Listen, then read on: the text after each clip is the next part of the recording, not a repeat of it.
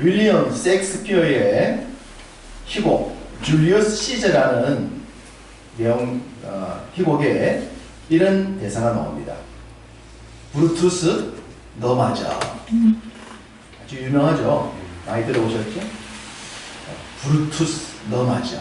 시저가 이 말을 어떤 표정으로 했을까? 연극을 만들거나 영화를 만든다면 다양한 표현을 할 것입니다. 브루투스 너 맞아.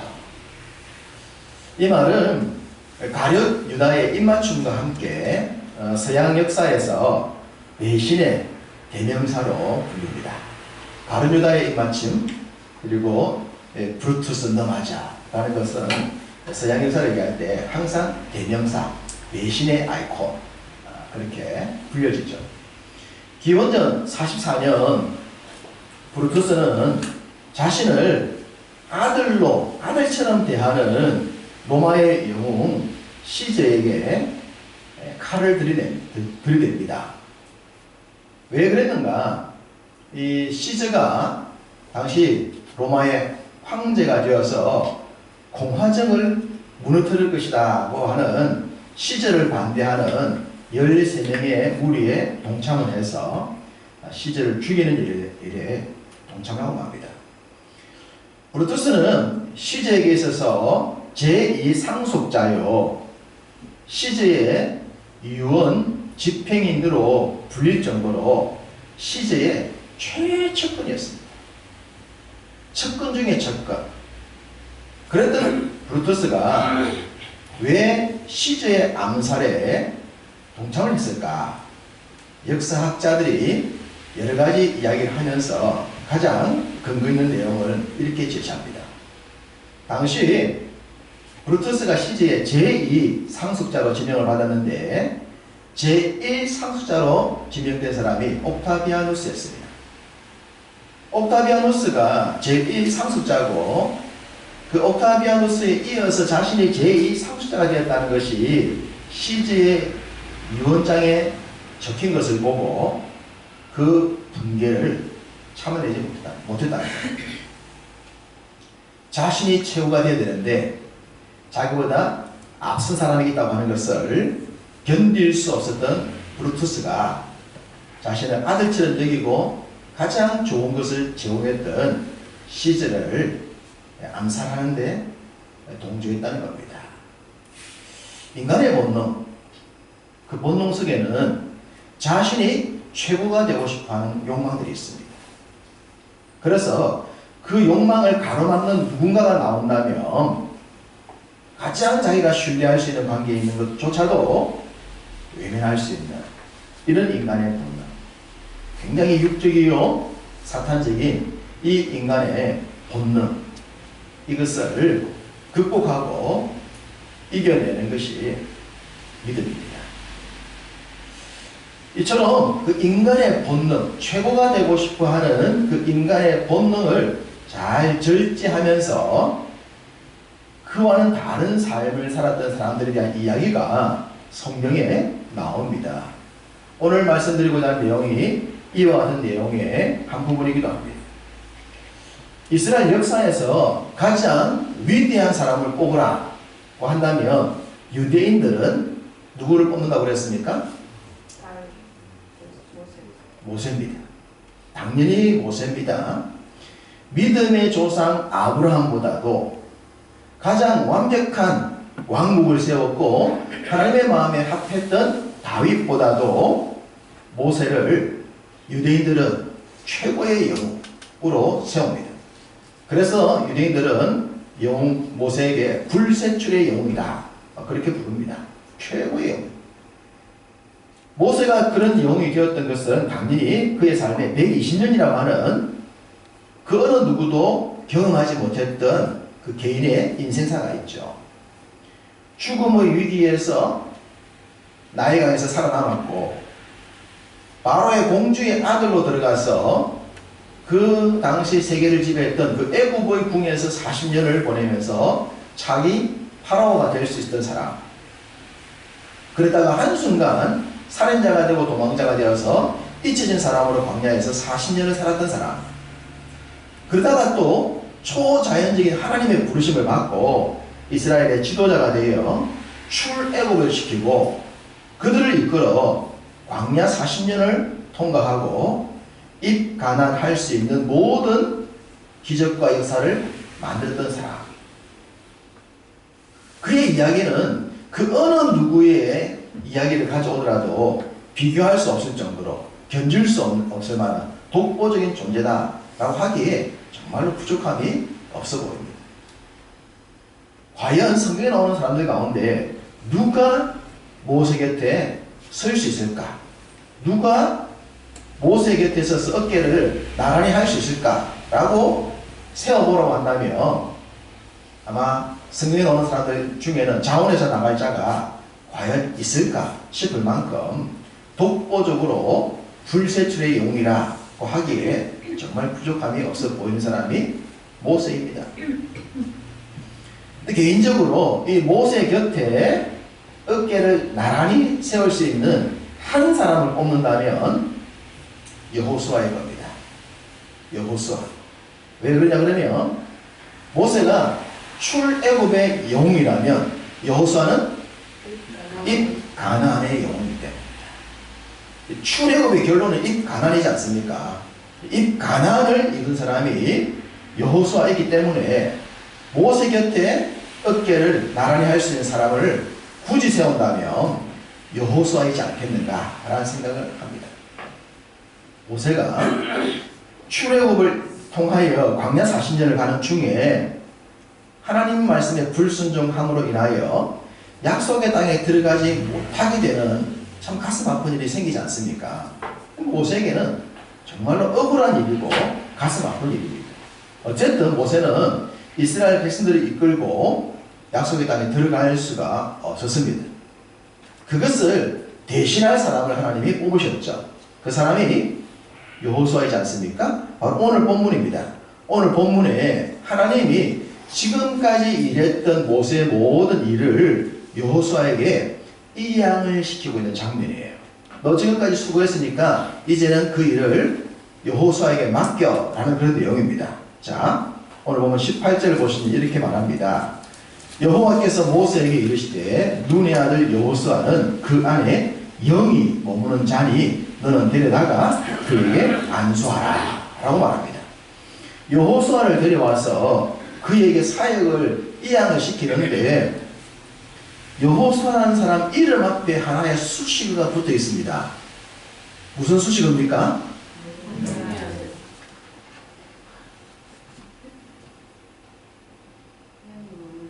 영이 머무는 자, 주의 영이 머무는 자, 성령이 머무는 자라고 얘기하고 있습니다. 눈의 아들 여호수아는 직임이죠. 직임이고 그 여호수아라는 사람을 하나님이 어떻게 평가했냐 그러면 주의 영이 머무는 사람이다. 그렇게 표현했어요. 사실 주의 영이 머무는 자라고 표현한다면 여호수아보다는 모세지 않겠습니까? 모세가 훨씬 더 주의 영에 머문 사람이지 않습니까? 그런데 성경은 모세에게 주의 영에 머무는 자를 표현 안 써요. 여호수아에게 쓰면서 너 주의 영이 머무는 여호수아에게 너의 일을 이양시켜 라고 말하고 있는 겁니다.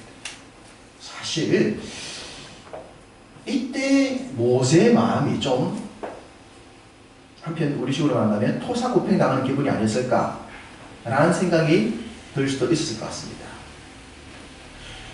그 수식어를 쓰시면 자기한테 써주시고 될 테고 내가 출애굽을 시켰으니 입가나안까지 내가 하고 싶고 이 일을 시작했으니 마무리를 내가 하고 싶고 모든 것이 나라고 할 수 있는데 하나님이 한순간에 너 여기까지야 라고 말씀하시고 주의 영이 머무는 자 여호수아에게 너 이양시켜 라고 했을 때 모세 입장에서는 너무 순간적으로 팽당하는 거 아닐까 이거? 그런 생각도 충분히 들만했을 것 같습니다. 이 주의 영이 머무는 자, 이전 성경에는 신에 감동한 사람이라고 그랬어요. 신에 감동한 사람, 네, 개혁판으로 바뀌면서 주의 영이 머무는 자 그랬는데 성경을 찾아보면 요셉에게도 이 수식어가 쓰여있더랬습니다.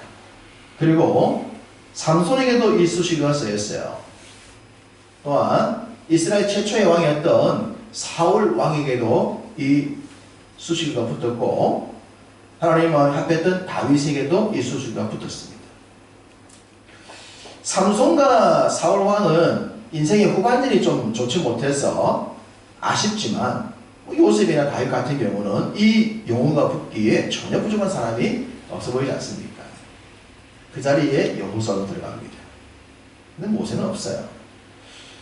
주의 영이 머무는 자라고 말한다면 그 어느 누구보다도 모세가 가장 선두에 설만 하지만 하나님이 모세가 아닌 여호수아에게 말씀을 주시면서 사역을 이양을 시킵니다. 사역을 이양시키는 것과 함께 또 하나를 이양을 시키는 내용이 20절에 나와 있습니다. 자, 20절 말씀을 같이 읽어보겠습니다. 내 종기를 그에게 돌려 이스라엘 자손의 온 회중을 그에게 복종하게 하라. 여러분 이 구절을 읽으면서 좀 충격적으로 다가오는 내용이 있습니까?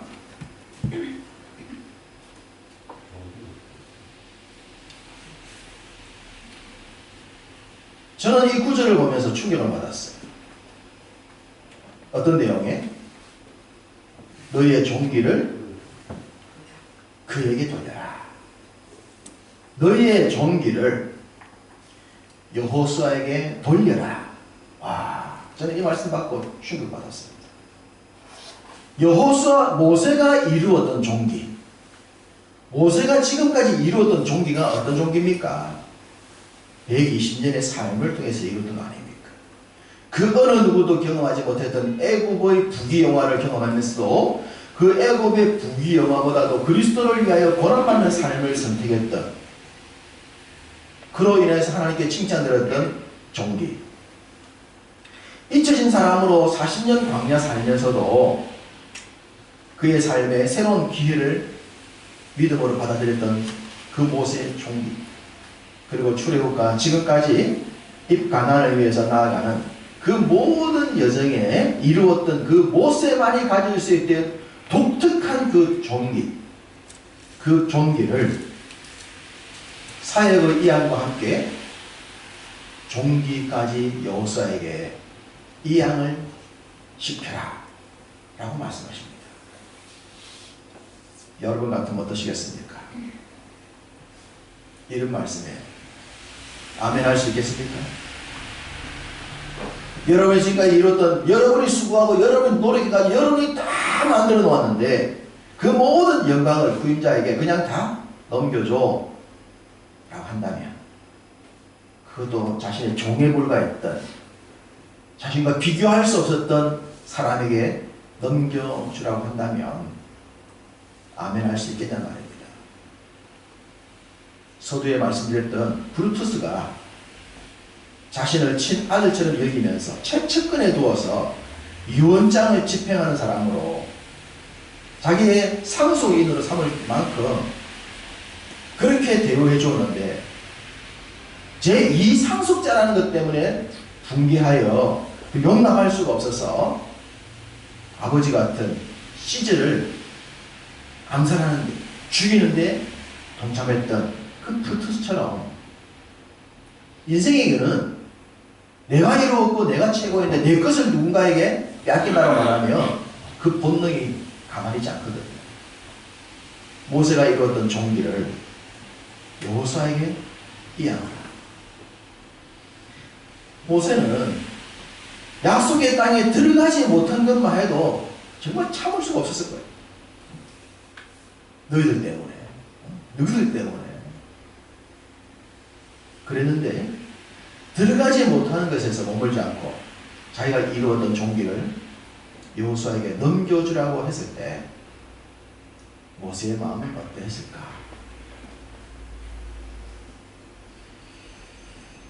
정말 때로 하나님이 냉정하시다.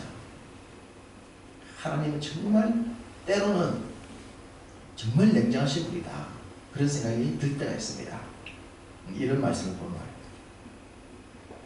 그러면 왜 하나님께서 지금 이렇게 냉정해 보이는 말씀을 모세에게 하시면서 여호수아에게 이양을 시키고 있을까요? 우리는 이런 말씀을 보면서 좀 깊이 묵상을 해보면 좋을 것 같아요. 이런 말씀을 붙들고 하루 종일 한 주간 정도 생각하고 묵상하면서 왜 그러셨을까? 왜 그러셨을까? 저는 이 부분을 묵상하면서 이런 생각이 들었습니다. 주님이 이 말씀 하실 수밖에 없었던 것은 첫 번째 약속 때문입니다. 하나님은 약속의 땅에 당신의 백성들을 넣으셔야 하셨어요. 지금 모세가 지도자로 있는 한은 약속의 땅에 들어갈 수가 없는 거예요. 이스라엘 백성들이 진정한 복을 누리기 위해서는 약속의 땅에 들어가야 되는데, 그러기 위해서는 모세가 자신의 삶을 스톱해야 하고, 부족해 보이는 여호수아를 하더라도 그가 그 일을 완성하여 하나님의 약속을 성취해야 하기 때문입니다. 하나님이 우리에게 하신 약속을 이루시기 위해서 지금 여기서 이 말씀을 주고 계십니다. 또 하나는 모세 입장에서는, 아니 하나님, 내가 지금까지 내가 어떤 사람입니까? 그럴 수 있지 않겠습니까? 여러분 모세 정도 되면 그럴 수 있지 않겠어요? 여러분 자녀가 좀 부모보다 잘나면 그럴 수 있죠. 내가 뭐 아빠보다 못난 게 뭐가 있어요. 이 너무 잘난 사람들 꼭 그런 티가 나거든요. 내가 누구보다 못난 게 뭐 있노? 내가 옛날에 뭐 낸 줄 아나? 에이, 간섭하지 마세요. 엄마 아빠 왜 지금 나 바꿨단 말이에요. 이런 식으로 나간단 말이에요. 좀 잘 되면 주변에 컨트롤하는 것들 다 막아버려요. 내가 최고였냐? 아, 내 마음대로 한다니까 왜 간섭하는 거예요? 내 인생 내 건데. 거기까지 부모님, 엄마는 거기까지. 아버지 더 이상 내 인생에 간섭하지 마세요. 들어오지 마세요. 이런 식의 최고, 자기 중심. 모세가 정말 누가보다도 누가 감히 모세를 견줄만 하겠습니까? 그런데 하나님이 여기서, 야, 나의 일은 너처럼 탁월하고 뛰어난 사람만이 할 수 있는 게 아니야. 내가 주는 일은 나의 영이 머무는 사람이라면 너의 종이라도 될 수 있고 돌덩이라도 할 수가 있어. 이 말씀을 주고 있는 것 같아요. 네가 탁월해서 나의 종이 된 것이 아니라 내 말에 순종하고 내 말을 믿어한 것처럼 너의 종이었던 여호수아를 하더라도 나의 영이 머문다면 그가 네가 하지 못한 일을 할 수 있는 거야. 너 자만하지 마. 너 혼자만 할 수 있는 거 아니야. 네가 잘났어야 되는 거 아니야. 착각하지 마. 이 깨달음을 주는 것이 아닌가 싶어요. 엘리야가 나 혼자 남았습니다. 나만 남았습니다. 그럴 때 하나님께서, 얘야, 너처럼 바르게 무릎 꿇지 않은 자가 10,000명이나 있어. 너 착각하지 마. 너 혼자 아니야. 너만 할 수 있는 거 아니야. 나의 영이 머무는 자라면 누구라도 할 수 있어. 그러니 너는 내 말에 순종해야 돼. 그런 주님의 뜻이 아니었을까 싶습니다.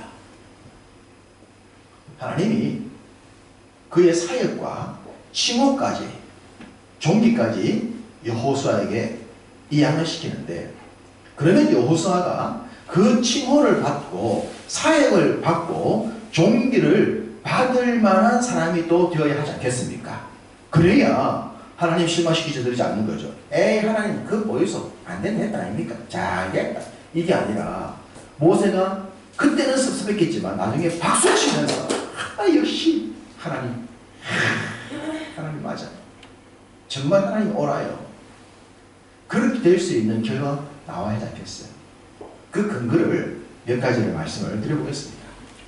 첫 번째, 여호수아가 이루었던 정말 그 사역을 통해서 완벽하게 이루었던 결과는 엄청납니다.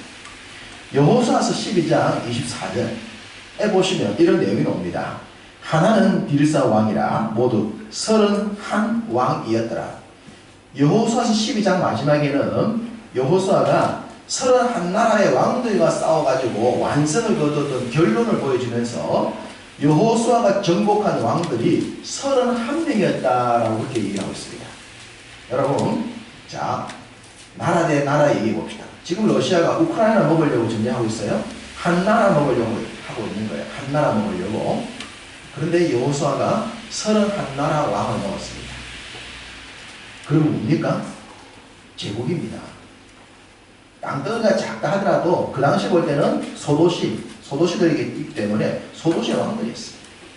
31왕과의 싸움에서 31왕을 지배했다면 왕이 아니라 황제입니다. 나라를 다스리는 것이 아니라 제국을 다스리는 사람이었습니다. 전쟁 영웅.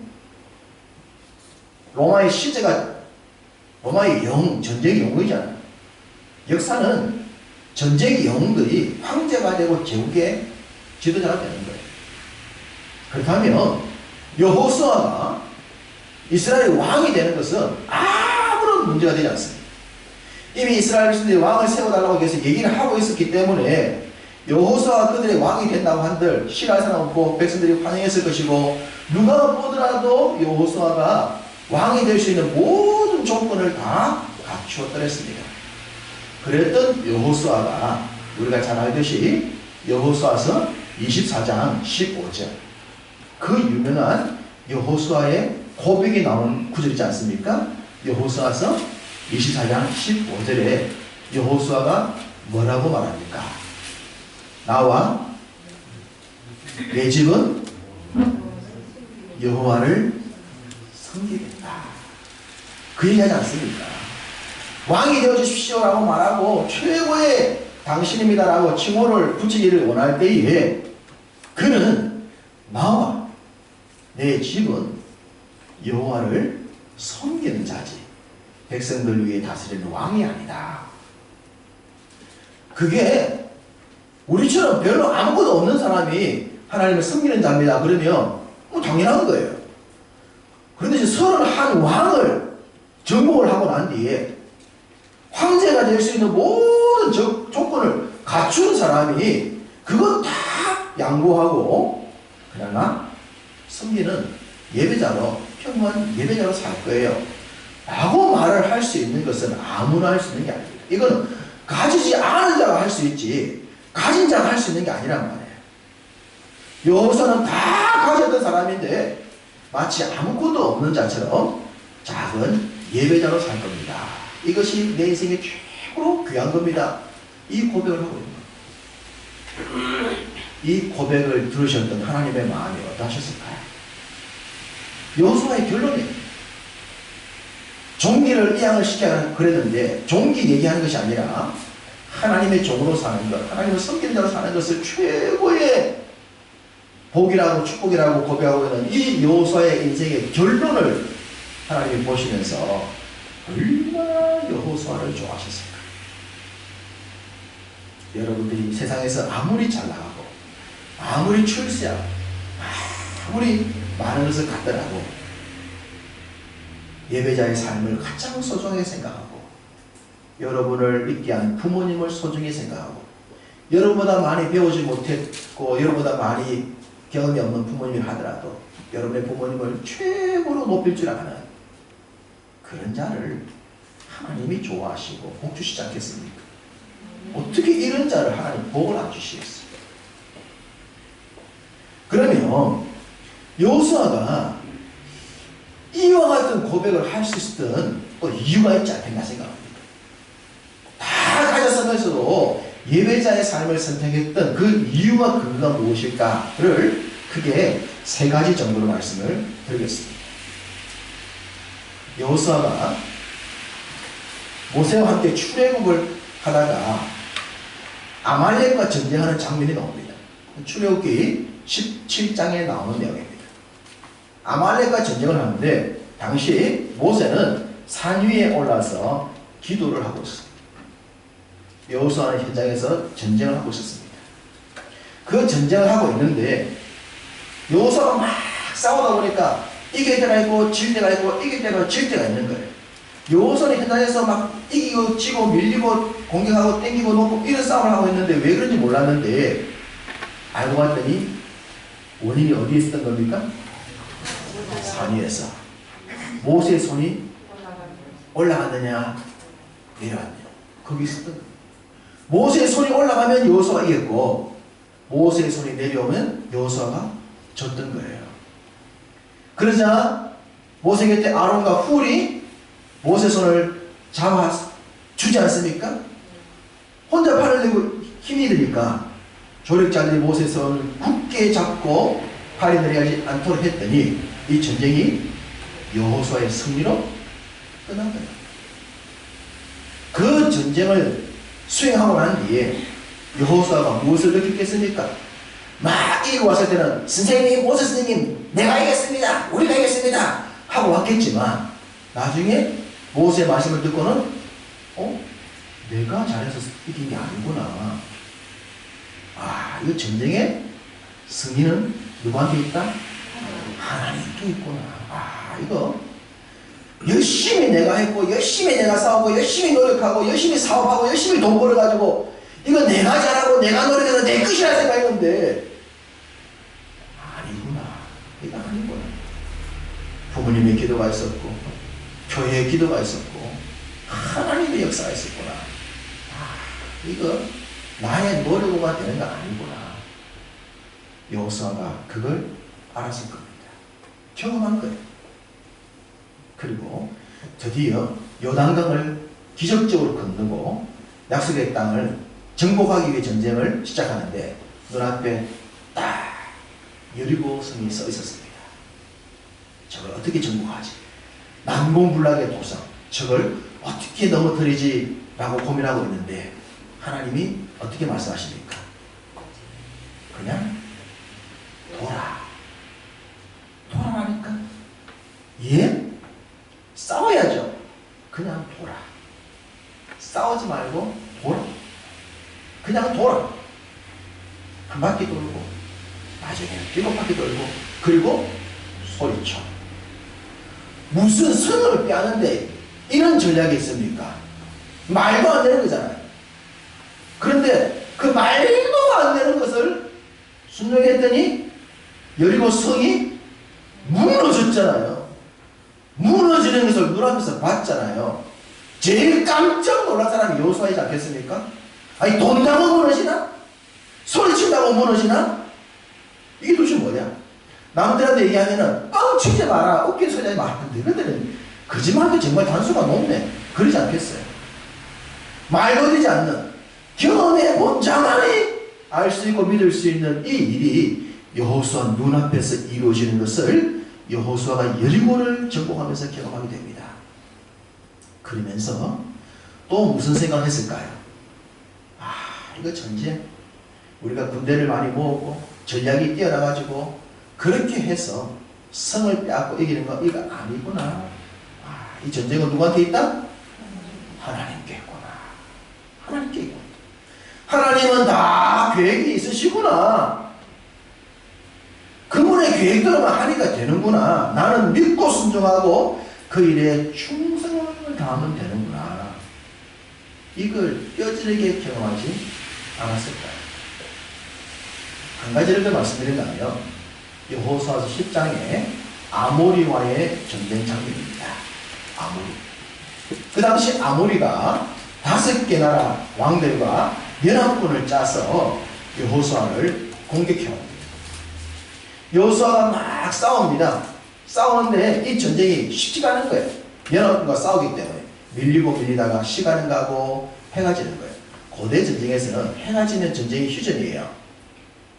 야간 전쟁이 없어요. 현대 전쟁은 100% 야간 전쟁입니다. 야간에 기습으로 때려놓고 난 뒤에 주간에 정복에 들어가는데 옛날 전쟁, 고대 전쟁은 무조건 주간이고 해가 꺼지면 깜깜해가지고 움직일 수 없기 때문에 해 보려면 눈에 보이니까 안 되잖아요. 그러니까 야간 전쟁 안 되고 쉬는 거예요. 그럼 야간 전쟁 되면 또 전력을 보충을 시키죠? 해가 떠서 또 싸우면 또 비등비등해지는 거예요. 그러니까 이 전쟁이 쉽지가 않아요. 여호수아가 이 아모리와 전쟁에서 쉽지가 않았어요. 싸우다 지쳐갔어요. 그렇게 지쳐갈 때에 여호수아가 이 아모리와의 전쟁을 위해서 크게 소리를 칩니다. 뭐라고 소리를 칩니까? 태양아, 너는 기브온 위에 머무르라. 달아, 너도 아얄론 골짜기에 그리하라 라고 소리를 칩니다. 뭔 말입니까? 전쟁을 하다가 갑자기 태양아 머물고 달아 머무르라 그 소리를 치는 거예요. 세상에 태양을 멈추고 달을 멈출 수 있는 분이 누굽니까? 창조주밖에 없습니다. 창조주 외에는 태양을 머물고 달을 머무르게 할 분이 없어요. 여호수아는 자신의 힘으로 전쟁에 들이자 이기지 않자 하나님 향해 소리쳤던 거예요. 하나님이여 태양을 머물게 하시고 하나님이여 달을 머물게 하셔서 저 아모리 족속이 해가 져서 보충을 하여 또 힘을 키워 전쟁하는 이걸 없애도록 그냥 줄곧 낮이 되어서 끝장을 내버리게 해 주옵소서. 그렇게 기도했더니 태양이 머물고 달이 머물고 하지 않습니까? 그래서 이 전쟁에서도 승리를 하잖아요.